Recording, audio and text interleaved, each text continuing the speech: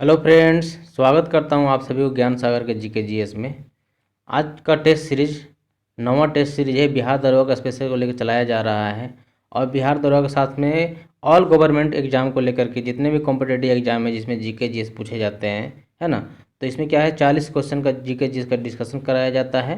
इसमें 4 ऑप्शन के साथ में इसमें चारों ऑप्शन को क्लियर करवाया जाता है।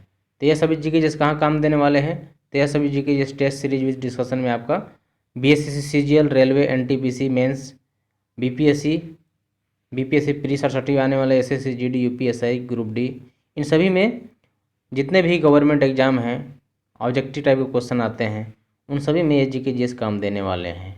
तो चलिए आज का टेस्ट शुरू करते हैं। शुरू करने से पहले आपको बता देना चाहता हूँ कि अगर आप इस चैनल पर नए हैं तो इस चैनल को सब्सक्राइब जरूर करें, साथ में बेल आइकन प्रेस कर दीजिए जिससे कि आपके पास नोटिफिकेशन तुरंत पहुँच जाएगा। तो चलिए आज का देर न करते हुए आज का वीडियो शुरू करते हैं। तो आज का टेस्ट का ये पहला क्वेश्चन है। पहला क्वेश्चन है, उस मुगल महारानी का नाम लिखिए जिसका नाम सभी मुगल फरमानों में तथा सिक्कों पर लिखा जाता था। यानी उस मुगल महारानी का नाम लिखिए, यानी मुगल शासक की पत्नी का नाम पूछ रहा है कि उस मुगल शासक पत्नी का नाम लिखिए जब मुगल फरमानों पर सिक्कों पर लिखा जाता था। तो किसका नाम लिखा जाता था? तो ऑप्शन ए इसका आंसर हो जाएगा, नूरजहां। नूरजहां इसका आंसर हो जाता है, यानी नूरजहां का नाम मुगल फरमान के सिक्कों पर लिखा जाता था। अगर नूरजहां से क्वेश्चन निकालना है तो नूरजहां से हम 8 से 10 क्वेश्चन हम निकालेंगे। कितना क्वेश्चन? 8 से 10 क्वेश्चन निकालेंगे। सबसे पहले नूरजहां कहाँ की थी? तो नूरजहां ईरानी मुल्क की थी। कहाँ की थी? ईरान मुल्क की थी। ये मूलतः भारत की नहीं थी। कहाँ की थी? ईरान की रहने वाली थी। अगर नूरजहां की बात करें तो नूरजहां का विवाह की बात करें तो नूरजहां का विवाह 2 बार हुआ था। कितना बार? 2 बार। पहला बार जब प्रथम विवाह हुआ था तो उसका पति का नाम क्या था? अली कुली बेग, है ना। उसका प्रथम विवाह किसके साथ हुआ था? अली कुली बेग के साथ हुआ था। कब? तो 1594 ईस्वी में। 1594 ईस्वी में किसके साथ? अली कुली बेग के साथ किसका विवाह हुआ था? तो नूरजहां का विवाह हुआ था। और अली कुली बेग की जब मृत्यु हो गई 1607 ईस्वी में, कब? अली कुली बेग की मृत्यु के बाद 1607 ईस्वी में हो गया। तब क्या हुआ? तो 1607 ईस्वी से नूरजहां मुगल दरबार में रहने लगी। कहाँ रहने लगी? मुगल दरबार में रहने लगी और दरबारी रूप के रूप में कार्य करने लगी, यानी दाई के रूप में कार्य करने लगी। फिर क्या हुआ? वहीं पे क्या हुआ? जहांगीर से मुलाकात हुआ। जहांगीर ने ही किसको देखा? नूरजहां को देखा। तो क्या हुआ? देखने के बाद क्या हुआ? उससे प्रेम हो गया। और 1611 ईस्वी में क्या हुआ? 1611 ईस्वी में नूरजहां ने यानी जहांगीर के साथ विवाह हो गया। नूरजहां को जहांगीर के साथ विवाह हो गया। नूरजहां का मूल नाम अगर पूछा जाता है तो नूरजहां का मूल नाम क्या होता है? तो नूरजहां का मूल नाम मेहरुनिसा था। क्या था? मेहरुनिसा। नूरजहां का मूल नाम मेहरुनिसा था। ठीक है। और मेहरुनिसा का पिता का नाम क्या था?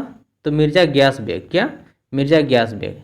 यानी नूरजहां का पिताजी का नाम मिर्जा ग्यास बेग। फिर यहाँ से क्वेश्चन पूछा जाता है एतमादुद्दौला का मकबरा कहाँ है? तो एतमादुद्दौला का मकबरा कहाँ है? तो आगरा में है ना। और एतमादुद्दौला का मकबरा किसके लिए प्रसिद्ध है? तो कलर पेंटिंग के लिए। कलर पेंटिंग के लिए एतमादुद्दौला का मकबरा जो आगरा में है वो प्रसिद्ध है कलर पेंटिंग के लिए। और जहांगीर ने मिर्जा ग्यास बेग को क्या की उपाधि दिया था? तो मिर्जा ग्यास बेग यानी नूरजहां के पिताजी को, मिर्जा ग्यास बेग को एतमादुद्दौला की उपाधि दिया था। किन्होंने? जहांगीर ने ही एतमादुद्दौला की उपाधि किन्होंने दिया था? तो जहांगीर ने ही नूरजहां के पिताजी को, मिर्जा ग्यास बेग को एतमादुद्दौला की उपाधि दिया था। नूरजहां का माता के नाम अगर पूछे तो नूरजहां का माता का नाम पूछा जाता है असमत बेगम। क्या? असमत बेगम। नूरजहां का माता का नाम असमत बेगम। और इन्हीं के द्वारा क्या हुआ? इत्र की खोज किया था। किन्होंने? असमत बेगम ने ही इत्र की खोज की थी। और नूरजहां के भाई आसफ खान की पुत्री, नूरजहां के भाई क्या नाम क्या था? आसफ खान। और इनकी पुत्री का नाम क्या था? अर्जुमन बानो बेगम। नूरजहां के भाई आसफ खान की पुत्री अर्जुमन बानो बेगम की शादी किससे हुआ था? तो शाहजहां से। शाहजहां की शादी किससे हुआ था? अर्जुमन बानो बेगम से। और शाहजहां ने अर्जुमन बानो बेगम को क्या की उपाधि दिया था? तो मुमताज महल। ऑप्शन नंबर सी, मुमताज महल किसका नाम था? तो अर्जुमन बानो बेगम यानी मुमताज़ महल की उपाधि दिया था किन्होंने? शाहजहाँ ने, है ना। और शाहजहाँ की अगर बात करें तो आगरा में ताजमहल किसने निर्माण करवाया था? तो शाहजहाँ ने ही आगरा में ताजमहल का निर्माण करवाया था। किसकी याद में? तो मुमताज़ महल की याद में ही आगरा में ताजमहल का निर्माण कराया था। और आगरा में ही क्या हुआ? शाहजहाँ ने ही क्या करवाया था? तो मोती मस्जिद का निर्माण करवाया था। आगरा में क्या हुआ था? मोती मस्जिद का निर्माण किसने करवाया था? तो मोती मस्जिद का निर्माण शाहजहाँ ने ही करवाया था। बात पूछे तो दिल्ली में मोती मस्जिद का निर्माण किसने करवाया? तो दिल्ली में मोती मस्जिद का निर्माण औरंगजेब के द्वारा करवाया गया था। किसने? औरंगजेब के द्वारा करवाया गया था। और दिल्ली में एक पुराना किला है, कौन है? पुराना किला। तो पुराना किला का निर्माण किन्होंने करवाया था? तो शेरशाह सूरी ने। किन्होंने? शेरशाह सूरी ने पुराना किला का निर्माण करवाया था। तो उम्मीद है यह क्वेश्चन समझ में आ गया होगा। अब चलते हैं नेक्स्ट क्वेश्चन पे। संविधान सभा के सदस्यों ने भारत के संविधान को प्रारूप तैयार करने किए थे, वे कौन थे? तो भारतीय संविधान सभा के सदस्यों ने जो भारत के संविधान का प्रारूप तैयार किए थे वे कौन थे? तो इसका ऑप्शन नंबर सी सही हो जाएगा। क्या है? ऑप्शन नंबर सी सही हो जाएगा कि विभिन्न प्रदेशों के विधानसभाओं से चयनित सदस्य ही संविधान सभा के सदस्यों भारत के संविधान के प्रारूप तैयार किए थे। किन्होंने? विभिन्न प्रदेशों की विधानसभाओं से चयनित, है ना। इसका मतलब क्या होता है? विभिन्न विधानसभा से मतलब क्या होता है कि जितने भी विधानसभा थे उसमें क्या होता है, 10 लाख की जनसंख्या पर, कितने? 10 लाख की जनसंख्या पर एक प्रतिनिधि चुना जाता था। 10 लाख की जनसंख्या पर क्या होता था? एक प्रतिनिधि चुना जाता था, है ना। उसके अनुसार उनका वोट मिलता था, उसके अनुसार उनका मत मिलता था। पूछा जाता है संविधान सभा का गठन कब किया गया था?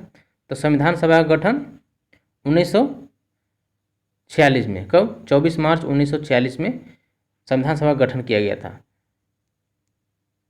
और बात करते हैं कैबिनेट मिशन से, तो कैबिनेट मिशन कब आया था भारत? तो कैबिनेट मिशन भी 1946 में। कब? 23 मार्च 1946 को भारत कैबिनेट मिशन आया था। कब? कैबिनेट मिशन 1946 में ही आया था। और कैबिनेट मिशन त्रिसदस्यीय सदस्य वाली कैबिनेट मिशन भारत आया था। इसमें कौन था? पहला थे पैथिक लॉरेंस जो भारत के तत्कालीन राज सचिव थे। पहला थे तत्कालीन राज सचिव कौन थे? Pethick Lawrence. और दूसरा थे ए.बी. अलेक्जेंडर। ए.बी. अलेक्जेंडर कौन थे? तो नौसैनिक विभाग के प्रधान थे। ए.बी. अलेक्जेंडर नौसैनिक विभाग के प्रधान। और तीसरा थे कौन? तीसरा थे स्टैफोर्ड क्रिप्स। स्टैफोर्ड क्रिप्स जो क्या करते? व्यापारिक वर्ग के प्रधान थे, है ना। तो 3 सदस्यीय वाली कौन आया था? कैबिनेट मिशन भारत आया था 24 मार्च 1946 को। तो उम्मीद है यहाँ से क्वेश्चन समझ में आ गया होगा। और यहाँ से क्वेश्चन बनता है कि संविधान सभा जब 1946 को आया था तो कैबिनेट मिशन का गठन किया गया था 1946 में, 24 मार्च 1946 को। लेकिन संविधान सभा के गठन के पश्चात क्या हुआ था? अस्थायी अध्यक्ष किसे चुना गया? अस्थायी अध्यक्ष डॉक्टर सच्चिदानंद सिन्हा को। कब?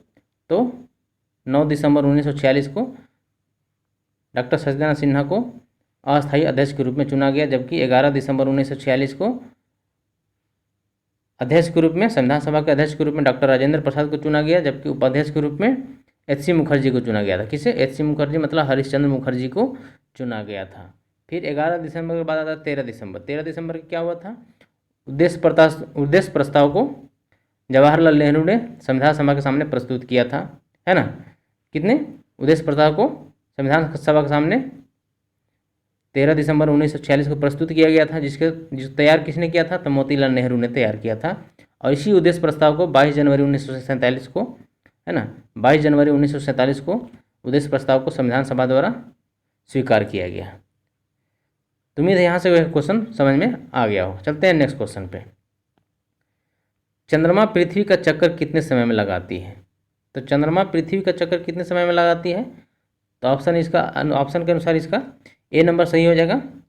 27.1/3 दिन में इसका चक्कर लगाते। कौन? चंद्रमा पृथ्वी का चक्कर लगाती है। जैसे मान के चलते हैं ये सूर्य है ना, ये सूर्य है और ये पृथ्वी है।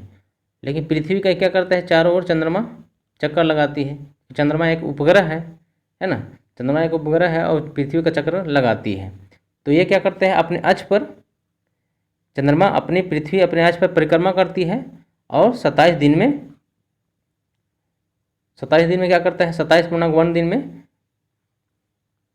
एक परिक्रमा कर लेती है, जिसको सिडरल मंथ बोलते हैं। क्या करते हैं, सिडरल मंथ बोलते हैं, इसे नक्षत्र मास बोला जाता है। लेकिन सापेक्षिक गति के कारण चंद्रमा को पृथ्वी के पूरी परिक्रमा करने में, क्यों ना, क्योंकि ये पृथ्वी भी अपने अक्ष पर घूम रही है और साथ में सूर्य का चक्कर लगा रही है, तो क्या है, ये भी लगा रही है और ये भी लगा रहा है ना, चंद्रमा भी। तो दोनों क्या है, सापेक्षिक गति के कारण क्या होता है, परिक्रमा करने में, चंद्रमा को परिक्रमा करने में 2 दिन का अतिरिक्त समय लग जाता है। कितना दिन का, 2 दिन का अतिरिक्त समय लग जाता है, जिसे हम चंद्रमास या साइनोडिक मंथ कहते हैं, है ना। तो इसको पूरा करने में कितना लगता है, 29.1/3 दिन, यानी 29.1/3 दिन लग जाता है चंद्रमा को सापेक्षिक गति पूरा परिक्रमण करने में, है ना। चलते हैं अब नेक्स्ट क्वेश्चन पे। वर्षा की बूंद गोलाकार होती है, तो वर्षा की बूंद गोलाकार क्यों होती है, तो इसका ऑप्शन नंबर ये सही हो जाएगा। सतही तनाव यानी पृष्ठ तनाव, सरफेस टेंशन के कारण क्या होता है, वर्षा की बूंद गोलाकार होती है।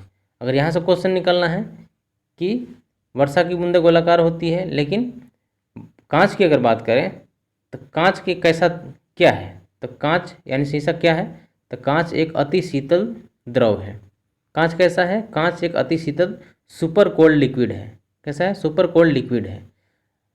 अगर एग्जाम्पल के बारे में पृष्ठ तनाव का अगर एग्जाम्पल पूछे थे, तो जैसे गर्म खाना खाने में स्वादिष्ट लगता है, किसके कारण, तो सरफेस टेंशन के कारण। सरफेस टेंशन के कारण क्या होता है, गर्म खाना खाते हैं तो स्वादिष्ट लगता है, क्यों, क्योंकि सरफेस टेंशन कम होता है और एरिया अधिक से अधिक लेता है। साबुन से कपड़ा अधिक साफ होता है, किस लिए, साबुन से कपड़ा किस लिए साफ अधिक होता है, कि सरफेस टेंशन कम, एरिया अधिक से अधिक लेता है। गर्म सूप अगर पीते हैं तो क्या होता है, स्वादिष्ट लगता है, क्योंकि एरिया अधिक से अधिक लेता है और टेंशन कम रहता है। समुद्री लहर को शांत करने के लिए क्या होता है, पेट्रोलियम पदार्थ का प्रयोग किया जाता है ना। समुद्री लहर को शांत करने के लिए पेट्रोलियम पदार्थ का प्रयोग किया जाता है। देखते हुए गड्ढे या कीचड़ में मच्छर मारने के लिए केरोसिन तेल का उपयोग किया जाता है, किस लिए, पृष्ठ तनाव कम होने के कारण क्या होता है, अधिक से अधिक एरिया पर केरोसिन फैल जाता है, मच्छर मर जाता है। कहते हैं कपूर पानी में तैरता है, किसके कारण, कपूर जब पानी में तैरता है तो सरफेस टेंशन अधिक होने के कारण, सरफेस टेंशन अधिक, पृष्ठ तनाव अधिक रहते होता है, तो क्या होता है, कपूर में पानी तैरने लगता है। देखते हैं जख्म या घाव पर क्या होता है, डिटोल का प्रयोग होता है, किस लिए प्रयोग किया जाता है, सरफेस टेंशन कम होने के कारण क्या होता है, अधिक से अधिक क्षेत्रफल पर वो फैलेगा और बैक्टीरिया को मार देगा। देखते होंगे घर्षण को क्या होता है, बढ़ाने के लिए क्या होता है, गाड़ी के टायर को खाँचदार बनाया जाता है। घर्षण को, गाड़ी को टायर को खाँचदार किस लिए बढ़ाता है, तो घर्षण को बढ़ाने के लिए। सड़क खाँचदार बनाया जाता है किस लिए, कि घर्षण को बढ़ाने के लिए। मशीनों में बॉल बेयरिंग का प्रयोग करते हैं, किस लिए, घर्षण को घटाने के लिए। मशीनों में देखते हैं बॉल बेयरिंग का प्रयोग होता है, किस लिए, तो घर्षण को कम करने के लिए। देखते होंगे अगर आप पृथ्वी पर खड़े हैं, यानी धरती पर, जमीन पर खड़े होकर कोई भी चीज़, कोई भी वस्तु अगर ऊपर को फेंकते हैं तो वापस पृथ्वी की ओर आती है, किसके कारण, तो ग्रेविटेशनल फोर्स के कारण, गुरुत्व बल के कारण कोई भी वस्तु अगर ऊपर को फेंकते हैं तो पृथ्वी अपनी ओर खींच लेता है। क्या करता है, पृथ्वी अपनी ओर खींच लेता है, किसके कारण, तो ग्रेविटेशनल फोर्स के कारण, गुरुत्व बल के कारण। सबसे ज़्यादा श्यानता अगर बात करें, विस्कोसिटी की बात करें, तो विस्कोसिटी सबसे ज़्यादा किस में होता है, तो सबसे ज़्यादा ठोस में होता है, सॉलिड में। फिर क्या होता है, द्रव में होता है। फिर क्या होता है, गैस में होता है। यानी सबसे ज़्यादा विस्कोसिटी क्या होता है, किस में, तो ठोस में। फिर इसके बाद द्रव में, फिर इसके बाद गैस में होता है। फिर क्या होता है कि दाब बढ़ाने से में श्यानता क्या होता है, तो दाब बढ़ाते हैं तो श्यानता पर कोई फर्क नहीं पड़ता है, जीरो हो जाता है। अगर दाब बढ़ाते हैं तो विस्कोसिटी पर कोई प्रभाव नहीं पड़ता, लेकिन जब ताप अगर बढ़ाते हैं, टेम्परेचर बढ़ा दे देंगे, तो क्या होता है, श्यानता घट जाएगी। क्या होगी, श्यानता घट जाएगी। तो उम्मीद है यहाँ से बहुत सारे क्वेश्चन निकाले हैं। चलते हैं अब नेक्स्ट क्वेश्चन पे। अगला क्वेश्चन है कि जैन धर्म के आदि प्रवर्तक कौन थे, तो जैन धर्म के आदि प्रवर्तक कौन थे, तो जैन धर्म के आदि प्रवर्तक यानी जैन धर्म के संस्थापक कौन थे, तो ऋषभदेव। ऑप्शन नंबर सी सही हो जाएगा इसका, ऋषभदेव जैन धर्म के आदि प्रवर्तक या संस्थापक जैन धर्म के बोल सकते हैं ऋषभदेव। यानी जैन धर्म में क्या थे, 24 गो तीर्थंकर थे। कितने थे, 24 तीर्थंकर थे। और 24वें तीर्थंकर कौन थे, महावीर स्वामी, है ना। 24वें तीर्थंकर को, महावीर स्वामी को जैन धर्म का वास्तविक संस्थापक कहा जाता है। क्या कहा जाता है, जैन धर्म को वास्तविक संस्थापक। और महावीर स्वामी का प्रतीक चिन्ह क्या था, सिंह। यानी 24वें तीर्थंकर का प्रतीक चिन्ह, यहाँ से बहुत बार क्वेश्चन पूछा जा चुका है कि 24 तीर्थंकरों में से लगभग 8 तीर्थंकर को हमेशा प्रतीक चिन्ह पूछा जाता है और नाम पूछा जाता है कि कैवा तीर्थंकर थे। पिछले बार एसआई में एग्जाम में पूछा गया था कि संभवनाथ कैवे तीर्थंकर थे, तो संभवनाथ तीसरे तीर्थंकर थे, है ना।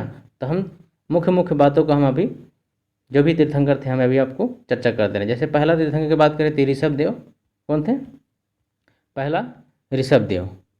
तो दूसरा कौन हो जाते हैं, दूसरा हो जाते हैं अजितनाथ, दूसरा अजितनाथ। ऋषभ देव का प्रतीक चिन्ह क्या था, तो ऋषभ देव का प्रतीक चिन्ह सांड था। दूसरा जैन धर्म के दूसरा तीर्थंकर कौन थे, तो अजितनाथ, जिसका अजितनाथ का प्रतीक चिन्ह क्या था, हाथी। तीसरा तीर्थंकर कौन थे, संभवनाथ। संभवनाथ का प्रतीक चिन्ह क्या था, संभवनाथ का प्रतीक चिन्ह था घोड़ा, है ना। संभवनाथ का तीसरे प्रतीक तीर्थंकर संभवनाथ का प्रतीक चिन्ह घोड़ा। चौथे थे, क्या नाम था, चौथा का नाम था अभिनंदन।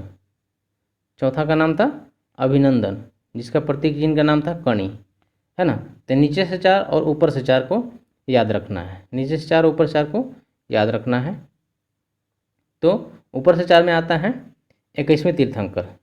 21वें तीर्थंकर थे नेमिनाथ। कौन थे, नेमिनाथ 21वें तीर्थंकर, जिसका प्रतीक चिन्ह था क्या, नीलकमल। नीलकमल, नेमिनाथ का प्रतीक चिन्ह नीलकमल, है ना। 22वें की अगर बात करें तो अरिस्टेनेमी। 22वें के नाम का बात करें तो अरिस्टेनेमी 24वें तीर्थंकर थे। जो ऑप्शन नंबर डी में दिया गया है ये 22वें तीर्थंकर। 21वें तीर्थंकर नेमिनाथ, जिसका प्रतीक चिन्ह नीलकमल, और अरिस्टेनेमी 22वें थे। तो अरिस्टेनेमी क्या प्रतीक चिन्ह था, शंख, है ना। अरिस्टेनेमी का प्रतीक चिन्ह क्या था, शंख।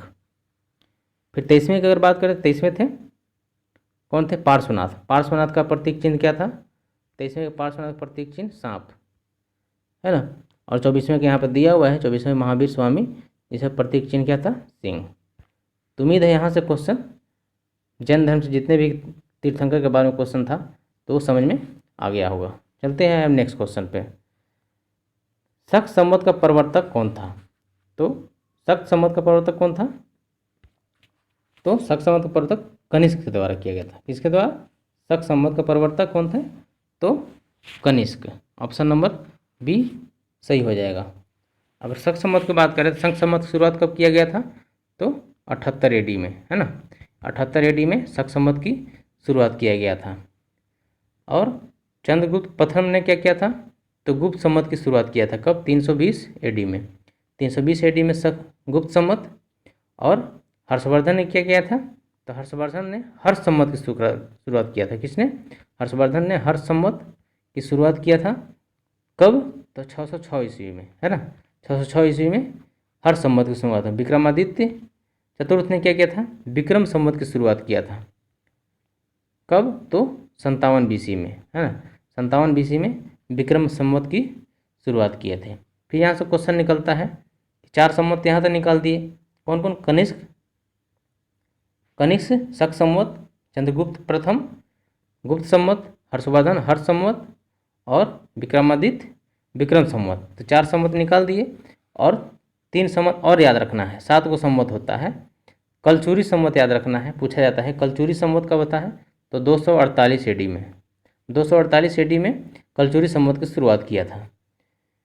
हिजरी संवत की बात करें तो हिजरी संवत 622 ईस्वी पूर्व में, 622 ईस्वी में, है ना। हिजरी संवत की शुरुआत मोहम्मद साहब ने किया था। और इलाही संवत की अगर बात करें, लास्ट में है इलाही संवत। तो इलाही संवत की शुरुआत किसने किया था, तो अकबर के द्वारा कराया गया था 1583 ईस्वी में। 1583 ईस्वी में इलाही संवत। और 1582 में इलाही धर्म की स्थापना किया था किन्होंने, अकबर ने। अगर बात करें मूल संविधान में क्या हुआ था, तो मूल संविधान में शक संवत की चर्चा नहीं थी। किसकी चर्चा थी, तो मूल संविधान में क्या हुआ था, अभी जो हमारा कैलेंडर चलता है शक संवत पर आधारित है, लेकिन मूल संविधान में क्या हुआ था, 22 मार्च 1957 तक क्या हुआ था, ये विक्रम संवत चलता था। लेकिन इसके बाद क्या हुआ, शक संवत शुरू किया गया। और शक संवत का पहला दिन क्या होता है, पहला माह, तो पहला माह चैत होता है, अंतिम माह फागुन होता है। शक संवत का पहला माह क्या होता है, चैत्र, और अंतिम माह फागुन होता है ना। तो उम्मीद है यहाँ से क्वेश्चन समझ में आ गया होगा। चलते हैं अब नेक्स्ट क्वेश्चन पे। अंतर्राष्ट्रीय न्यायालय में कितने न्यायाधीश होते हैं, तो अंतर्राष्ट्रीय न्यायालय में कितने न्यायाधीश होते हैं, तो 15 न्यायाधीश होते हैं। कितने, 15 न्यायाधीश होते हैं अंतर्राष्ट्रीय न्यायालय में। कार्य क्या होता है, तो अंतर्राष्ट्रीय न्यायालय में कितने, 15 न्यायाधीश होते हैं, लेकिन इनका कार्यकाल कितना होता है, तो कार्यकाल इनका होता है 9 वर्ष का। कितने वर्ष का, 9 वर्ष का। और इन्हीं 15 न्यायाधीशों में से क्या होता है, एक मुख्य न्यायाधीश चुना जाता है। कितना, एक मुख्य न्यायाधीश चुना जाता है, कितने साल के लिए, तो 3 साल के लिए। 3 साल के लिए एक मुख्य न्यायाधीश 15 में से एक को चुन लिया जाता है, और वो 3 साल जैसे कंप्लीट करता है तो फिर दोबारा वो कार्य के लिए, दोबारा कार्यकाल के लिए उसे चुना जाता है ना, दूसरे कार्यकाल के लिए उन्हें चुन लिया जाता है। तो उम्मीद है यहाँ से क्वेश्चन ये समझ में आ गया हो। चलते हैं नेक्स्ट क्वेश्चन पे। पोलियो के टीके की खोज किसने की थी, तो पोलियो के टीके की खोज किसने की थी, तो जॉन सॉल्क ने। पोलियो के टीके की खोज किसने की, ऑप्शन नंबर बी सही हो जाएगा। जॉन सॉल्क ने ही पोलियो के टीके की खोज किया था। और रोनाल्ड रॉस ने क्या किया था, तो रोनाल्ड रॉस ने मलेरिया के परजीवी की खोज किया था, है ना। मलेरिया के परजीवी की खोज किया था। और मलेरिया किसके कारण होता है, तो यह रोग मादा एनोफिलीज मच्छर के काटने से होता है। किसके काटने से, तो मादा एनोफिलीज मच्छर के काटने से होता है। और इसमें कौन सा जीवाणु रहता है, तो प्लाज्मोडियम वाइवेक्स रहता है। मादा एनोफिलीज मच्छर काटता है तो उसमें कौन सा जीवाणु पाया जाता है, तो प्लाज्मोडियम वाइवेक्स के कारण क्या होता है, मलेरिया रोग होता है। मलेरिया रोग खोज किसने किया था, तो रोनाल्ड रॉस ने। और जॉन सॉल्क ने क्या किया था, पोलियो की खोज किया था। लेकिन अगर बात करें पोलियो ड्रॉप की, तो पोलियो ड्रॉप की खोज किसने किया था, तो एडविन सेविन ने पोलियो ड्रॉप की खोज किया था। Option number C, polio drop की खोज किया था। जबकि लुईस पास्चर ने क्या किया था, तो लुईस पास्चर ने रेबीज के टीके की खोज किया था। किन्होंने, रेबीज की टीके की खोज लुईस पास्चर ने ही किया था। और पाश्चुरीकरण की खोज किसने किया था, तो लुईस पास्चर ने ही पाश्चुरीकरण की खोज किया था, है ना। और फर्मेंटेशन की भी खोज किसने किया था, तो फर्मेंटेशन किण्वन की प्रक्रिया की खोज भी लुईस पास्चर के द्वारा ही किया गया था। अगर वायरस के द्वारा अगर कोई एक रोग अगर पता करना है कि वायरस के द्वारा कौन कौन से रोग होते हैं, तो एक इसका एक ट्रिक है, एडे पोइचे छोग खटरा हिमहरे। एडे से हो गया, क्या होता है, एड्स, डेंगू, पोलियो, इंसेफ्लाइटिस, चेचक, छोटी माथा, है ना। ग से गलसुआ, ट्रकमा हो गया, ही से हेपेटाइटिस, एम से मेंजाइटिस, ह से हर्बिस, रे से रेबीज। ये सभी क्या होते हैं, तो वायरस के द्वारा होने वाले रोग हैं, है ना। तो बात करते हैं टीका की खोज किसने, टीका की खोज अभी हमने बताए थे, तो एडवर्ड जेनर के द्वारा टीका की खोज किया गया था। और टीकाकरण के जनक किसे कहा जाता है, तो लुईस पास्चर को ही टीकाकरण के जनक कहा जाता है। किसे, लुईस पास्चर को। चलते हैं नेक्स्ट क्वेश्चन पे। नेक्स्ट क्वेश्चन है कि भारत का प्रथम महिला शतरंज ग्रैंड मास्टर कौन थे, तो भारत के प्रथम महिला ग्रैंड मास्टर कौन थे, तो तानिया सचदेव। कौन थे, तानिया सचदेव। इसमें कोई डिस्कशन की जरूरत नहीं है, इसका ऑप्शन याद रखना है। भारत का सबसे लंबा बांध कौन सा है, तो भारत का सबसे लंबा बांध हो जाएगा हीराकुंड बांध। ऑप्शन नंबर बी सही हो जाएगा। और हीराकुंड बांध कहाँ है, तो उड़ीसा में है ना। उड़ीसा में किस नदी पर है, तो महानदी पर है। उड़ीसा में महानदी पर भारत का सबसे लंबा बांध है। अगर बात करते हैं भाखड़ा बांध के बारे में बात करें, तो भाखड़ा बांध सबसे बड़ा बांध है। भारत का सबसे बड़ा बांध भाखड़ा बांध है ना। भाखड़ा बांध किस पर है, तो सतलज नदी पर है। किस नदी पर, तो सतलज नदी पर भाखड़ा बांध है। और सर्वाधिक गुरुत्व वाला बांध कौन है, तो भाखड़ा बांध ही सर्वाधिक ग्रेविटी वाला बांध भाखड़ा बांध जो सतलज नदी पर है। सरदार सरोवर बांध की अगर बात करें तो यह नर्मदा नदी पर है ना। सरदार सरोवर बांध नर्मदा नदी पर है। और इंदिरा गांधी सागर बांध कहाँ है? तो इंदिरा गांधी बाद भी इंदिरा गांधी नहर पे बना है।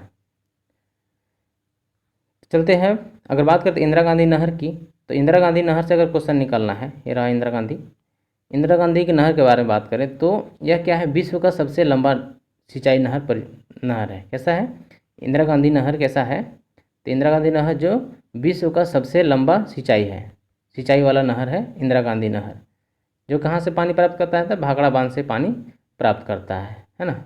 भाखड़ा बांध से ही पानी प्राप्त करता है, जो सतलज नदी के द्वारा निकलता है। विश्व का सबसे बड़ा बांध अगर बात करें, विश्व का सबसे बड़ा नहर, तो वो हो जाएगा सुएज नहर। विश्व का सबसे बड़ा नहर कौन है? सुएज नहर। और सुएज नहर को किन दो सागर को जोड़ता है? तो भूमध्य सागर और लाल सागर को, है ना?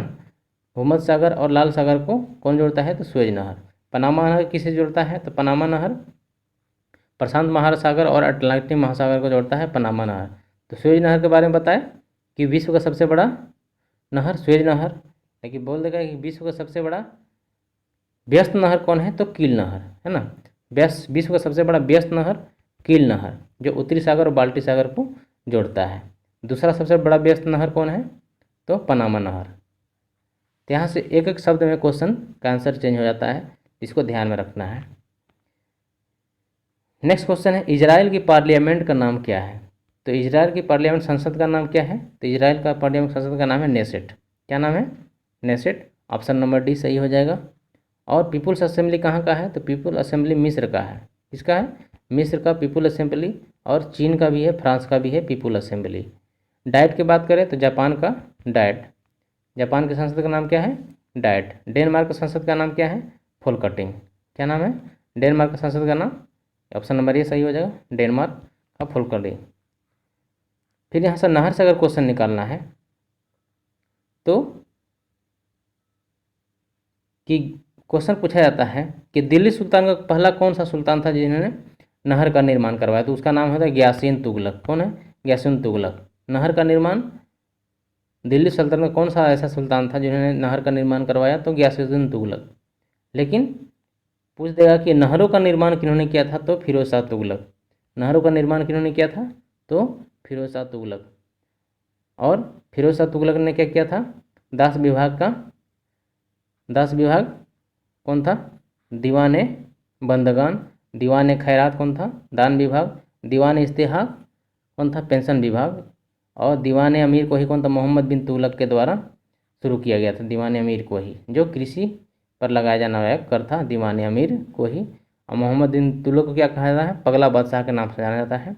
इसे पगला बादशाह के नाम से मोहम्मद बिन तुगलक को, इसको सन की बादशाह कहा जाता है ना? चलते हैं अब नेक्स्ट क्वेश्चन पे। संयुक्त राष्ट्र सुरक्षा परिषद के अस्थायी सदस्यों की संख्या कितनी होती है? यानी कह रहा है कि संयुक्त राष्ट्र में सुरक्षा परिषद में अस्थायी सदस्यों की संख्या कितनी होती है? तो कुल सदस्यों की संख्या कितनी होती है अभी पहले पता कर लेते हैं। तो कुल सदस्यों की संख्या अभी बताए थे कि 15 होती है। आगे क्वेश्चन में हम बताए थे कि कुल सदस्यों की संख्या कितना होता है? 15। लेकिन संयुक्त राष्ट्र में सुरक्षा परिषद की अस्थायी सदस्यों की संख्या कितनी होती है? तो होती है 5। 10 अस्थायी लेकिन 5 अस्थायी होता है। तो 5 अस्थायी में कितना होता है? तो 5 अस्थायी में पूछ देता है कभी कभी नाम कि 5 अस्थायी को क्या क्या नाम है? तो जो अस्थायी 10 चुने जाते हैं वो कितने साल के लिए? तो 2 साल के लिए, है ना? कितने साल के लिए? तो 2 साल के लिए चुने जाते हैं। और अस्थायी जो होते हैं तो उनका क्या नाम है? एक ABC ट्रिक रखना है, ABC FR, मतलब ABC को फाड़ दो, ABC को फाड़ दो, मतलब A से अमेरिका, B से ब्राज़ील, C से चाइना, F से फ्रांस, R से रसिया, है ना? तो ये क्या हो गया? एक ट्रिक हो गया, 5 अस्थायी सदस्यों की संख्या है। चलते हैं नेक्स्ट क्वेश्चन पे। तो नेक्स्ट क्वेश्चन है कि मुगल और मराठा के मध्य संघर्ष किसके राज्यकाल में प्रारंभ हुआ था? यहाँ से क्वेश्चन समझना है, मुगल और मराठा के बीच किसका संघर्ष नहीं हुआ था, बल्कि शुरुआत पूछ रहा था कि मुगल और मराठा के बीच किसके राज्यकाल में प्रारंभ हुआ था, है ना? ये क्वेश्चन पे ऑड शब्द पे ध्यान देने वाली बात है। तो इसका आंसर हो जाएगा ऑप्शन नंबर सी, शाहजहाँ के शासनकाल में मुगल और मराठों के बीच संघर्ष प्रारंभ हुआ था। और शाहजहाँ उस समय क्या था जब मुगल और मराठा के बीच संघर्ष प्रारंभ हुआ तो उस समय दक्षिण का सूबेदार था। कौन? दक्षिण का सूबेदार कौन था? औरंगजेब। सॉरी, शाहजहाँ ही दक्षिण का सूबेदार था। और इसके बाद क्या हुआ था? शाहजहाँ का क्या था, शाहजहाँ के शासनकाल में सबसे क्या हुआ? योग के उत्तराधिकार का युद्ध हुआ, इसमें दारा शिकोह और और औरंगजेब के बीच क्या हुआ था? युद्ध हुआ, प्रारंभ हो गया था। औरंगजेब ने क्या किया था? तो औरंगजेब से क्वेश्चन निकालना है कि औरंगजेब ने 2 बार राज्याभिषेक किया था। कितने बार अभिषेक किया था? तो 2 बार राज्याभिषेक किया था कि इन्होंने औरंगजेब ने। पहली बार कब किया था? तो पहली बार आगरा में। पहली बार कहाँ किया था? आगरा में। और दूसरी बार कहाँ करवाया था? पहली बार आगरा में सामूगढ़ के युद्ध के पश्चात। दूसरी बार देवराय के युद्ध के पश्चात कहाँ किया था? तो देवराय के युद्ध के पश्चात दूसरी बार देवराय के युद्ध में दिल्ली में करवाया था। और दारा शिकोह की क्या हुआ था? फिर यहाँ से क्वेश्चन पे पुरंदर की संधि कब हुआ था? तो पुरंदर की संधि शिवाजी और औरंगजेब के बीच हुआ था 1665 ईस्वी में।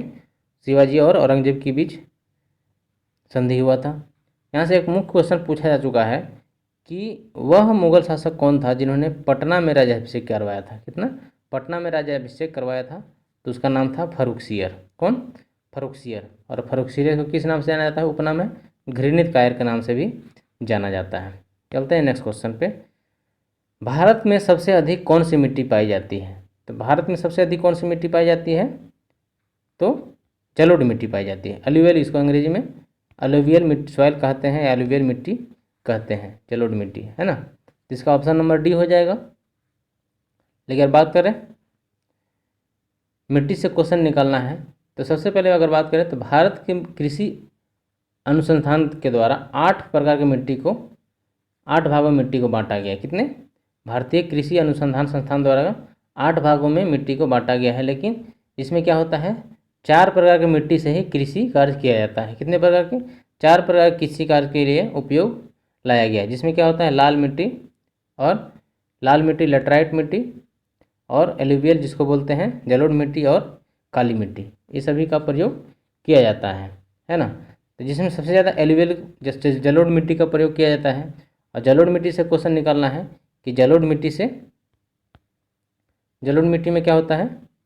तो ये 2 प्रकार का होता है। एक होता है बांगर मिट्टी, एक होता है खादर मिट्टी। बांगर मिट्टी और खादर मिट्टी। बांगर मिट्टी में क्या होता है? क्या होता है बांगर मिट्टी में? तो पुरानी जलोढ़ मिट्टी को बांगर मिट्टी कहा जाता है। पुरानी जलोढ़ मिट्टी को बांगर मिट्टी, जबकि नवीन जलोढ़ मिट्टी को खादर मिट्टी कहा जाता है। और यहाँ से क्वेश्चन निकलता है जलोढ़ मिट्टी की तुलना कहाँ से किया है, किस देश से किया गया है? तो जलोढ़ मिट्टी की तुलना 3 देशों से किया गया है। कहाँ से? तो पहला रूस। जलोढ़ मिट्टी की तुलना रूस से किसे? तो स्टेपिस से किया गया है। जलोढ़ मिट्टी की तुलना रूस के स्टेपिस से किया गया है। दूसरा यूएसए के प्रेरी से किया गया, दक्षिणी अमेरिका के वेल्ड से किया गया है। एलुवियल सॉइल की तुलना जलोढ़ मिट्टी की तुलना। अगर काली मिट्टी के बारे में बात करें तो काली मिट्टी की तुलना किस देश से किया गया है? तो काली मिट्टी की तुलना जिसे रेगुर मिट्टी भी कहा जाता है ना, जिसे काली कपासी मिट्टी भी कहा जाता है। तो काली मिट्टी की तुलना किसे कहा जाता है? तो रूस के चेरनोजेम से। जबकि जलोढ़ मिट्टी में रूस के स्टेपिस था, से, जबकि काली मिट्टी के रूस के चेरनोजेम मिट्टी से तुलना किया गया है। भारत में सभी मिट्टी में सर्वाधिक जलोढ़ मिट्टी का ही पाया जाता है। अगर बात करते हैं तो पानी अगर जल अवशोषण करने की क्षमता किस में है? तो सबसे अधिक काली मिट्टी में ही पाया जाता है जल अवशोषण करने की क्षमता। इसलिए काली मिट्टी में क्या होता है? बार बार सिंचाई करने की ज़रूरत नहीं पड़ती है। इसलिए क्या करता है? काली मिट्टी को प्राकृतिक जुता हुआ खेत के नाम से जाना जाता है, यानी प्राकृतिक हलवाहा के नाम से काली मिट्टी को नाम दिया गया है। और लेटराइट मिट्टी की अगर बात करें तो लेटराइट मिट्टी का निर्माण क्या हुआ था? तो इनका निर्माण हुआ है निक्षालन प्रक्रिया के द्वारा। किसका? निक्षालन, लीचिंग प्रोसेस के द्वारा। इंग्लिश में लीचिंग प्रोसेस बोलते हैं। लीचिंग प्रोसेस के द्वारा निर्माण हुआ है। और लेटेराइट मिट्टी कहाँ कहाँ पाए जाते हैं? तो लेटेराइट मिट्टी पश्चिमी घाट में केरल के तट पर, केरल में, और पूर्वी तट पर कहाँ पे? असम में, असम में, मेघालय में, त्रिपुरा में, ये सभी में कहाँ पाए जाते हैं? तो लेटेराइट मिट्टी का स्थान वहाँ पे है। चलते हैं नेक्स्ट क्वेश्चन पे। नेक्स्ट क्वेश्चन है कि सर्वप्रथम किस महिला को बौद्ध संघ में प्रवेश करने की अनुमति दिया गया था? तो सबसे पहले किस महिला को बौद्ध संघ में अनुमति दिया गया था? तो इसका आंसर हो जाएगा क्या? तो इसका आंसर हो जाएगा option number C, Prajapati Gautami. Prajapati Gautami को ही सबसे पहले महिला संघ में प्रवेश करने की कहा गया था। और अगर बात करते हैं यहाँ पे, तो महात्मा बुद्ध के माता का नाम क्या था? तो महात्मा बुद्ध के माता का नाम महामाया था। पत्नी का नाम क्या था? तो पत्नी का नाम यशोधरा था, है ना। पत्नी का नाम यशोधरा, माता का नाम महामाया। और महावीर की पत्नी का नाम क्या था? तो यशोदा। दोनों में डिफरेंस ज़्यादा नहीं है, यशोदा और यशोधरा में डिफरेंस ज़्यादा नहीं है, इसीलिए आंसर सबका गलत हो जाता है। तो महावीर के पत्नी का नाम था यशोदा, जबकि महात्मा बुद्ध के माता का नाम था क्या? यशोधरा। महात्मा बुद्ध के माता का नाम यशोधरा, महात्मा बुद्ध का माता का नाम महामाया और पत्नी का नाम यशोधरा, जबकि महावीर का पत्नी का नाम यशोदा, है ना। यहाँ से क्वेश्चन पूछा जा चुका है। और यहाँ से क्वेश्चन पूछा जाए कि दूसरी महिला कौन थी जिन्होंने बौद्ध संघ में प्रवेश किया? तो वो कौन थी? तो अम्रपाली थी। कौन थी? अम्रपाली। अगर यहाँ से अगर और क्वेश्चन निकालना है बौद्ध धर्म से, तो बौद्ध धर्म के संस्थापक महात्मा बुद्ध। अगर महात्मा बुद्ध की बात करें तो जन्म कब हुआ था? 563 ईस्वी में। 563 ईस्वी पूर्व में कहाँ? लुम्बिनी में, नेपाल में है। और मृत्यु कब हुआ था? 483 ईस्वी पूर्व में, है ना, कुशीनगर में। कुशीनगर में कहाँ? कुशीनगर का है, भारत में, यूपी में है। तो यहाँ इनकी मृत्यु हुई थी। किसके? मल राजा के दरबार में गोवंश के खाने के कारण इनकी एक मृत्यु हो गई थी। अगर बात करते हैं इनकी मृत्यु की, क्या हुआ था? इनकी मृत्यु के बाद 4 बौद्ध सम्मेलन हुआ था। कितना? 4 बौद्ध सम्मेलन हुआ था। प्रथम सम्मेलन, द्वितीय सम्मेलन, तृतीय सम्मेलन, चतुर्थ सम्मेलन।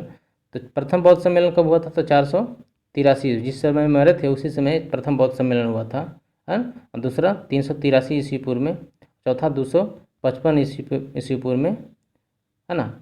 और चौथा था प्रथम शताब्दी ईस्वी में इनका सम्मेलन किया गया था। 3 सम्मेलन में हुआ क्या था? तो इनके अध्यक्ष और शासक का नाम पूछा जाता है कि प्रथम जब सम्मेलन हुआ तो इनका अध्यक्ष कौन थे? तो इनके अध्यक्ष थे साबा कामी। और किसके शासन में काल में हुआ था? तो अजातशत्रु शासन काल में इनकी प्रथम सम्मेलन हुआ था। बौद्ध सम्मेलन, प्रथम बौद्ध सम्मेलन अजातशत्रु के शासनकाल में, और अध्यक्ष थे महाकश्यप। दूसरे में क्या था? 383 में, तो उसमें शासक कौन थे? कालाशोक। शासक का नाम था कालाशोक और अध्यक्ष का नाम था साबाकामी। महाकश्यप दूसरे थे साबाकामी। और तीसरे थे कौन? तीसरे में अध्यक्ष थे कौन थे? तो मोगलित्पुष अध्यक्ष थे। और तीसरे में शासक का नाम क्या था? पहला हो गए थे अजातशत्रु कालाशोक और तीसरा थे अशोक, है ना। अशोक के शासनकाल में तीसरा बौद्ध सम्मेलन हुआ था। तो पहला कहाँ हुआ था? यहाँ से भी कभी कभी क्वेश्चन पूछा जाता है कि पहला हुआ था राजगिरी में, दूसरा हुआ था वैशाली में, तीसरा हो गया था पटना में, और चतुर्थ हुआ था कश्मीर में, जम्मू कश्मीर में, है ना, प्रथम शताब्दी में। और चतुर्थ का शासक कौन थे? तो खुद कनिष्क के शासनकाल में ही। और अध्यक्ष थे अश्वघोष, है ना, अध्यक्ष थे अश्वघोष। तो इन्हीं के साथ यहाँ से चारों क्वेश्चन ऐसा क्वेश्चन बना करके पूछा जाता है। अगर पूछा जाता है कि बौद्ध सम्मेलन में, प्रथम बौद्ध सम्मेलन हुआ था तो उसमें 2 पिटक की रचना किया गया था। पहला था सूत पिटक, है ना, और दूसरा था विनय पिटक। सूत पिटक और विनय पिटक। तो सूत पिटक की रचना कहाँ किया गया था? किसने किया था? तो आनंद ने। सूत पिटक की रचना आनंद ने किया था, जबकि विनय पिटक की रचना उपाली के द्वारा किया गया था। किसके द्वारा? विनय पिटक की रचना उपाली के द्वारा। इसमें प्रोसेस क्या था? तो सूत पिटक में क्या था? तो सूत पिटक में वर्णन किया गया है कि बुद्ध का उपदेश का वर्णन किया गया है। पहला में सूत पिटक में बुद्ध का उपदेश का वर्णन किया गया है, जबकि विनय पिटक में क्या है? तो विनय पिटक में बौद्ध संघ में प्रवेश करने के लेकर के नियम कानून बनाए गए हैं, उसकी चर्चा किया गया है विनय पिटक में। तो सुत पिटक और विनय पिटक से आपको इसके बारे में जानकारी मिल गया। चलते हैं अब नेक्स्ट क्वेश्चन पे।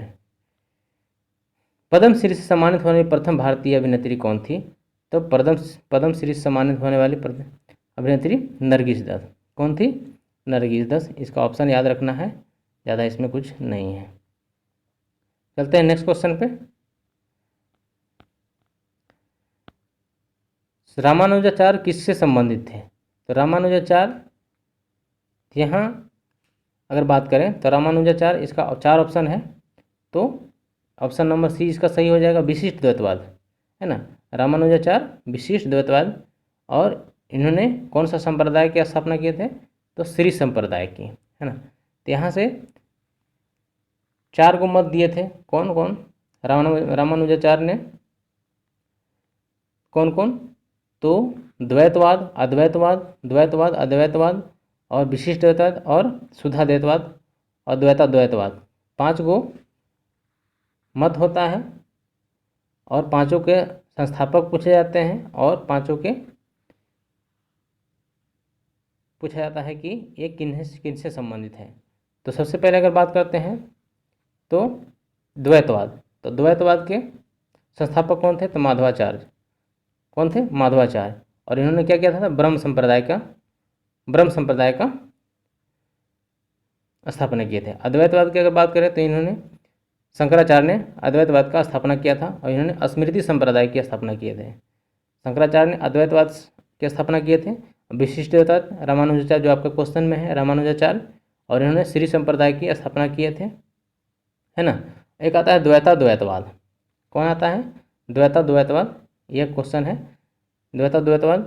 तो इन्होंने इसके बारे में कहा गया है कि द्वैतवाद की रचना कौन किए थे? तो निम्बकाचार्य ने द्वैतवाद और सनक संप्रदाय की स्थापना किए थे। कौन सा संप्रदाय की? सनक संप्रदाय थे। एक होता है 5वां शुद्ध द्वैतवाद, जो ऑप्शन में नहीं है। शुद्ध द्वैतवाद की स्थापना वल्लभाचार्य के द्वारा करवाया गया था, और इन्होंने पुष्टि संप्रदाय की स्थापना किए थे। इन्होंने पुष्टि संप्रदाय की स्थापना किए थे। तो 5 के बारे में, 5 ऑप्शन के बारे में डिस्कशन कर दिए। चलते हैं नेक्स्ट क्वेश्चन पे। भारत में दास वंश का संस्थापक कौन था? तो भारत में दास वंश का संस्थापन कुतुबुद्दीन ऐबक के द्वारा। किसके द्वारा? कुतुबुद्दीन ऐबक के द्वारा, जिन्होंने गुलाम वंश की स्थापना किए थे। कब से कब तक? तो 1206 से, कब तक शासन था? 1206 से लेकर के 1290 तक, है ना। 1206 से लेकर के 1290 तक, यानी 84 वर्ष तक इनका शासन कर रहा था। किसका? गुलाम वंश का। तो दास वंश की अगर बात करें तो दास वंश से क्वेश्चन निकालना है, तो दास वंश 3 खंडों में बटा था। कौन कौन? 3 खंडों में।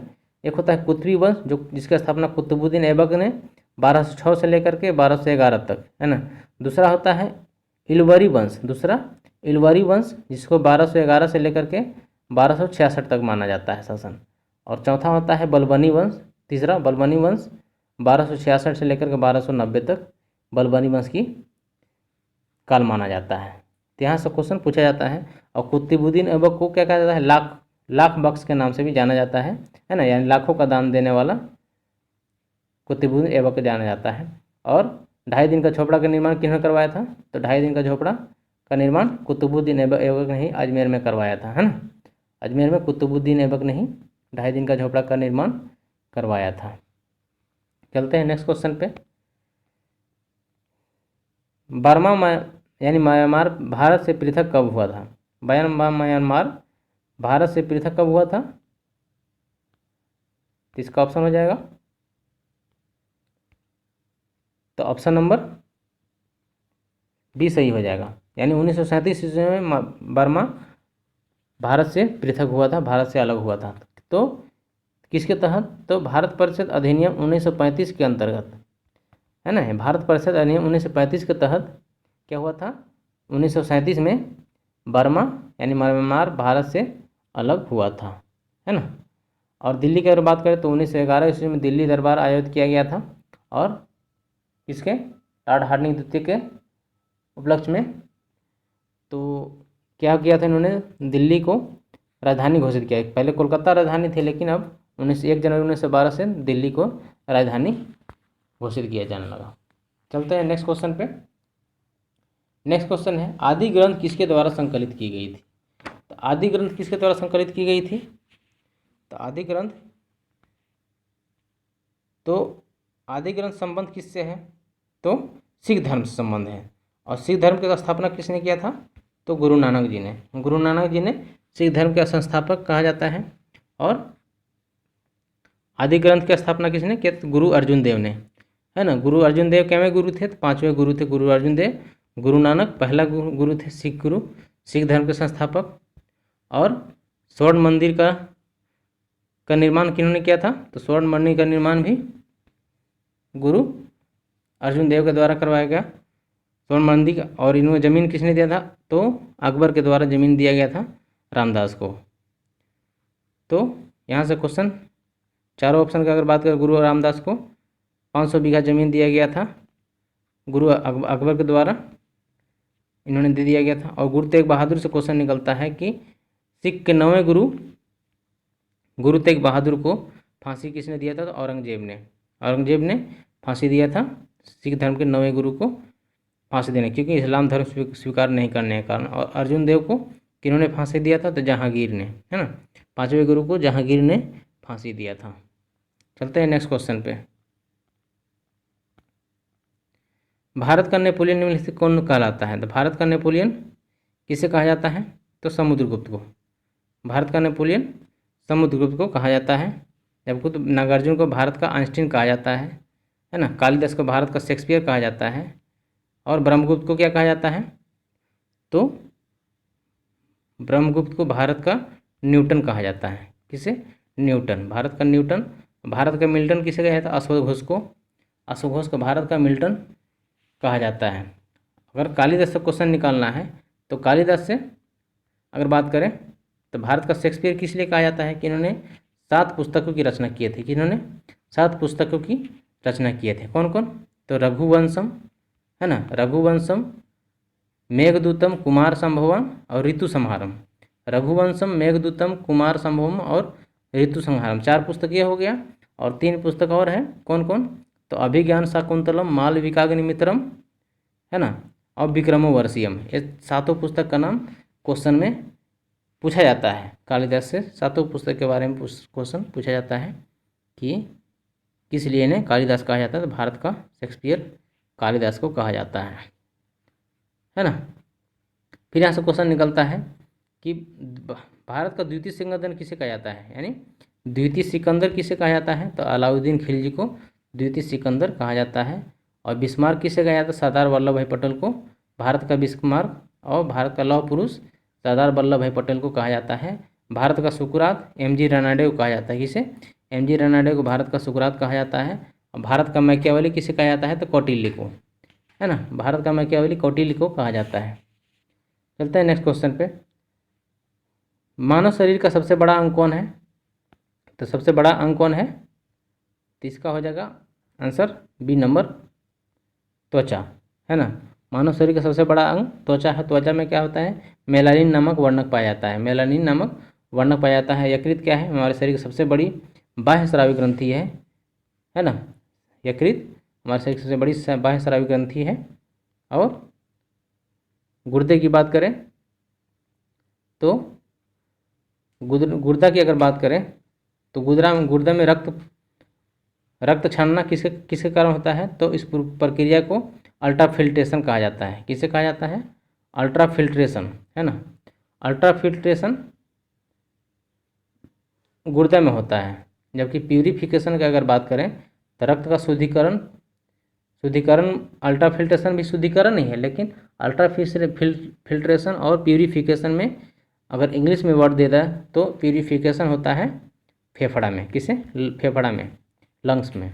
और लंग्स की इकाई को क्या कहा जाता है? अल्वेओली। लंग्स की इकाई को अल्वेओली कहा जाता है।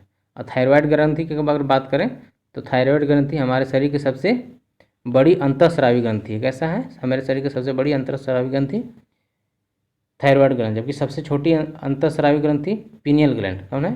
Pinion gland. और पिट्यूटरी ग्लैंड दूसरी सबसे छोटी अंतःस्रावी ग्रंथि है ना। तो यहाँ से मुख्य क्वेश्चन को ध्यान में रखना है।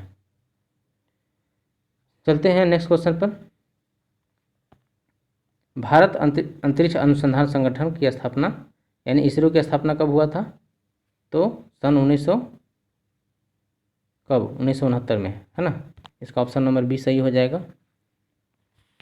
1969 में स्थापना किया गया था। और डीआरडीओ कब किया गया था? तो 1958 में। National DRDO. नेक्स्ट क्वेश्चन है, समतल दर्पण में प्रतिबिंब हमेशा बनता है कैसा? तो समतल दर्पण में प्रतिबिंब कैसा बनता है? तो काल्पनिक और आभासी बनता है। कैसा बनता है? काल्पनिक और आभासी। और कैसा बनता है? बराबर बनता है। समतल दर्पण में काल्पनिक, आभासी और बराबर बनता है। उत्तल दर्पण क्या होता है? वास्तविक और उल्टा बनता है ना। अवतल दर्पण में वास्तविक और काल्पनिक दोनों बनता है अवतल दर्पण में। चलते हैं नेक्स्ट क्वेश्चन पे। हड़प्पा संस्कृति कैसी थी? तो हड़प्पा की संस्कृति कैसी थी? तो इसका ऑप्शन नंबर ए सही हो जाएगा। कांस्ययुगीन सभ्यता थी। हड़प्पा सभ्यता कैसी थी? तो कांस्ययुगीन सभ्यता थी। और अगर यहाँ से क्वेश्चन निकालना है तो हड़प्पा सभ्यता की खोज किसने किया था? तो हड़प्पा सभ्यता की खोज किसने किया था? जॉर्ज मार्शल के नेतृत्व में दयाराम साहनी के द्वारा। किसके द्वारा? दयाराम साहनी के द्वारा 1921 ईस्वी में हड़प्पा सभ्यता की खोज किया गया था। जबकि सिंधु घाटी सभ्यता की खोज किसने किया था? तो रखालदास बनर्जी के द्वारा। सिंधु घाटी सभ्यता का रखालदास बनर्जी के द्वारा 1922 ईस्वी में, एक साल बाद 1922 ईस्वी में सिंधु घाटी सभ्यता की खोज किया गया था। चलते हैं नेक्स्ट क्वेश्चन पे। वायुमंडल में के किस भाग में ओजोन परत पाई जाती है? तो वायुमंडल किस भाग में ओजोन परत पाई जाती है? तो ऑप्शन नंबर बी सही हो जाएगा। समताप मंडल, है ना। यानी समताप मंडल में क्या होता है? ओजोन परत पाया जाता है। और ये कहाँ से कितना दूर पृथ्वी से? तो समुद्र से 20 से 30 किलोमीटर की दूरी पर क्या होता है?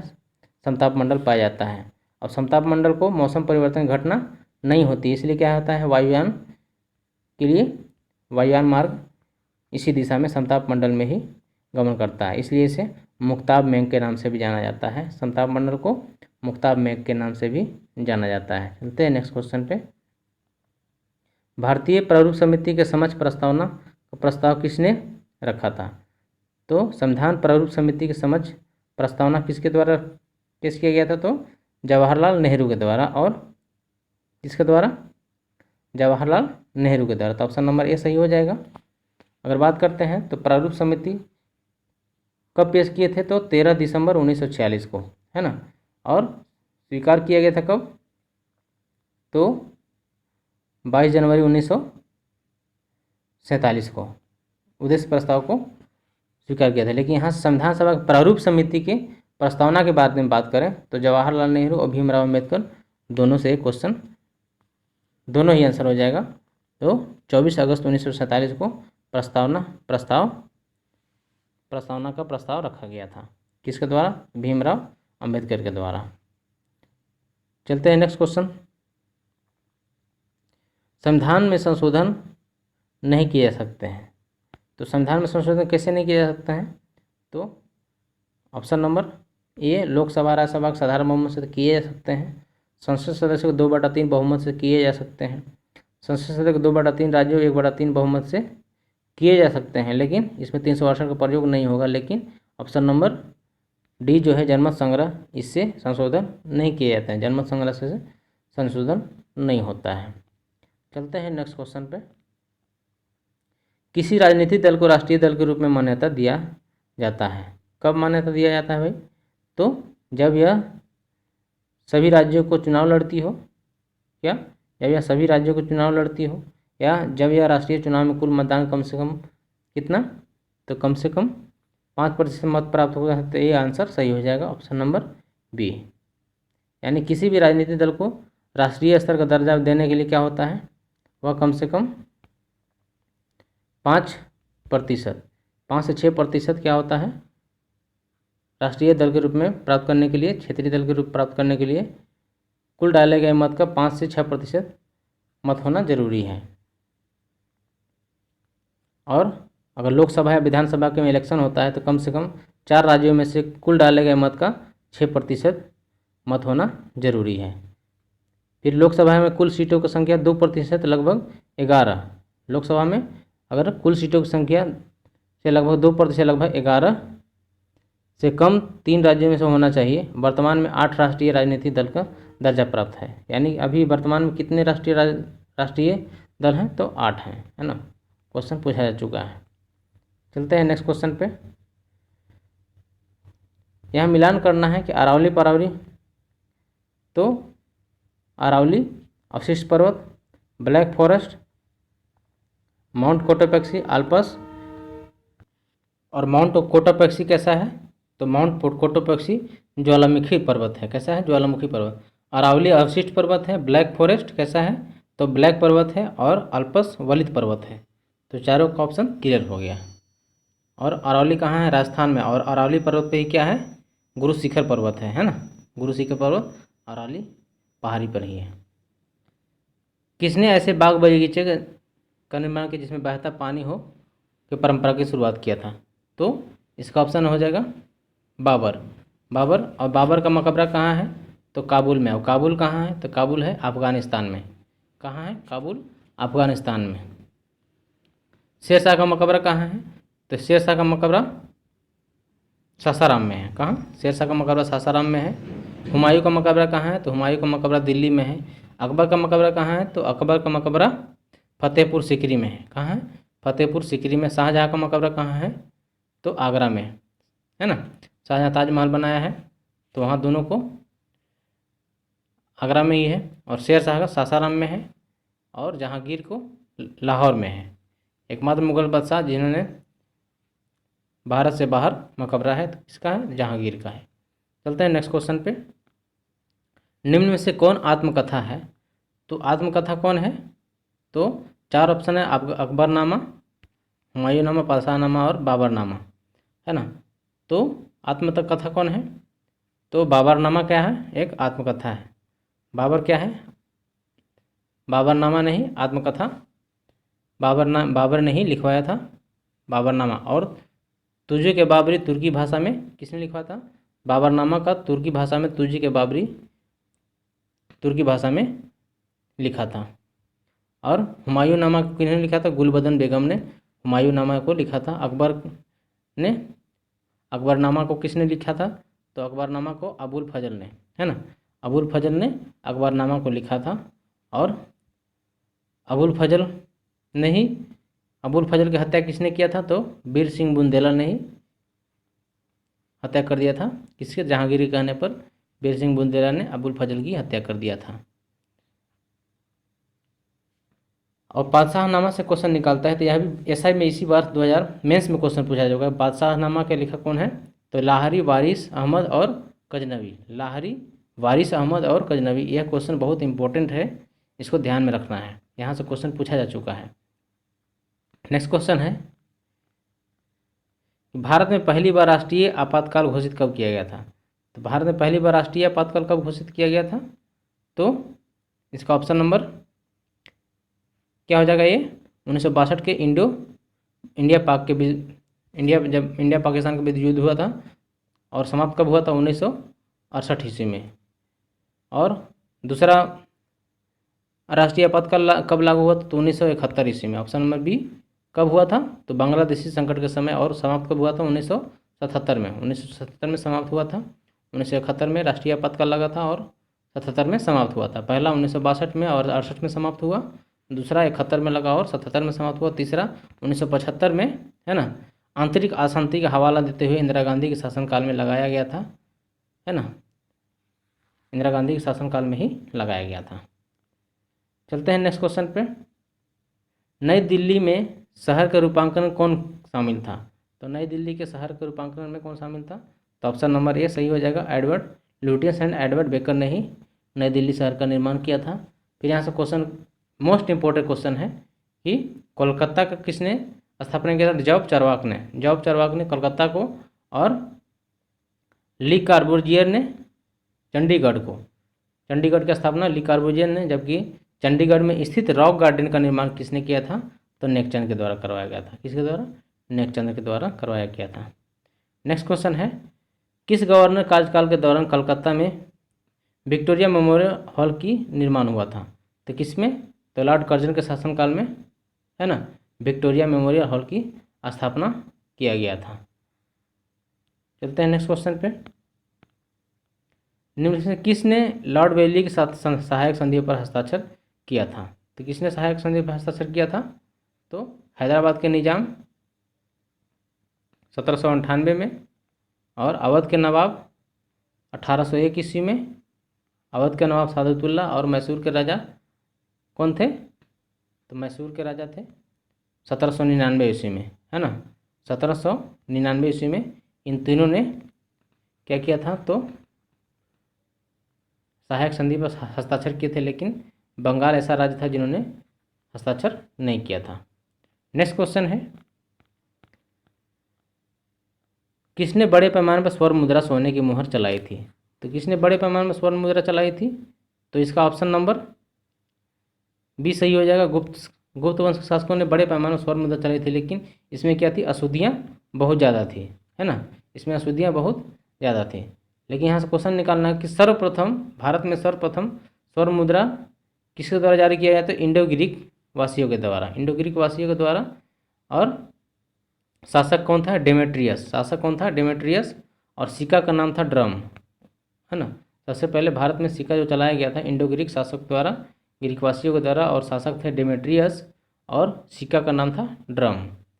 फिर यहाँ से क्वेश्चन पूछा जाता है जो अभी हम बताए कि गुप्त सर्वाधिक स्वर्ण मुद्रा किसने जारी किया था? तो सर्वाधिक स्वर्ण मुद्रा किसने? तो गुप्त वंश के शासकों, जिसमें क्या था? अशुद्धियाँ बहुत ज़्यादा थी। लेकिन सर्वाधिक स्वर्ण मुद्रा किसने जारी किया था? शुद्ध स्वर्ण मुद्रा तो कुषाण वंश के शासक ने, कनिष्क के द्वारा। कुषाण वंश के शासक कनिष्क के द्वारा, है ना। फिर यहाँ से क्वेश्चन निकलता है कि चांदी का रुपया किसने जारी किया था? तो चांदी का रुपया गुप्त वंश के शासक, है ना, गुप्त काल में क्या हुआ था? चांदी का रुपया चंद्रगुप्त द्वितीय द्वारा, है ना, चंद्रगुप्त द्वितीय द्वारा चांदी का रुपया जारी किया था। किसके उपलक्ष्य में? तो शकों के विजय के उपलक्ष्य में, यानी शकों पर उन्मूलन के उपलक्ष्य में चांदी का रुपया जारी किया गया था। यहाँ से क्वेश्चन पूछा गया है। चलते हैं नेक्स्ट क्वेश्चन पे। मंगल ग्रह पर पानी से नहीं धूल दूषित वातावरण के कारण निर्माण हुआ है ना। यानी मंगल ग्रह पर पानी से नहीं धूल दूषित वातावरण से निर्माण हुआ है। तो इसका मतलब क्या है? तो माउंट शार्प का, क्या इसका आंसर हो जाएगा? माउंट शार्प का निर्माण हुआ है। नेक्स्ट क्वेश्चन है, सिकाडा क्या है? तो सिकाडा एक क्या है? एक टिड्डे का प्रजाति है। ऑप्शन नंबर ए सही हो जाएगा। सिकाडा टिड्डे के प्रजाति है जो क्या करता है? फसलों को बर्बाद करता है, काट काट के फसल उगने से पहले ही एक बर्बाद कर देता है। नेक्स्ट क्वेश्चन है, इनमें से कौन सी शाख मूल्यांकन की संस्था है? तो शाख मूल्यांकन की संस्था कौन से है? तो इसका ऑप्शन नंबर हो जाएगा NSE national stock exchange, BSE Bombay stock exchange, ICRA क्या है? एक कैसा है? तो शाख मूल्यांकन करने वाली एक संस्था है। सेबी कैसा है? तो security exchange board of India, है ना, प्रतिभूति नियामक बोर्ड अधिनियम सेबी करता है। तो ये रहा 40 क्वेश्चन का डिस्कशन। अगर यह क्वेश्चन अगर अच्छा लगा है, यानी यह वीडियो अगर अच्छा लगा है, तो इस वीडियो को लाइक जरूर कीजिएगा। लाइक करने के कोई पैसे नहीं लगते हैं, लाइक करने से एक मोटिवेशन मिलता है ना। और इस चैनल पर जो भी नए हैं वो सब्सक्राइब जरूर कर ले, साथ में बेल आइकन को प्रेस कर दें, जिससे कि आपके पास नोटिफिकेशन तुरंत पहुंच जाए। अगर इस वीडियो में कोई त्रुटि रह गया है तो कमेंट बॉक्स में ज़रूर लिखेंगे, उसे हम कमेंट बॉक्स में जवाब ज़रूर दे देंगे। तो चलिए इस वीडियो में इतना ही रहना, फिर मिलते हैं नेक्स्ट वीडियो में। तब तक के लिए आप सभी को इस वीडियो देखने के बहुत बहुत धन्यवाद।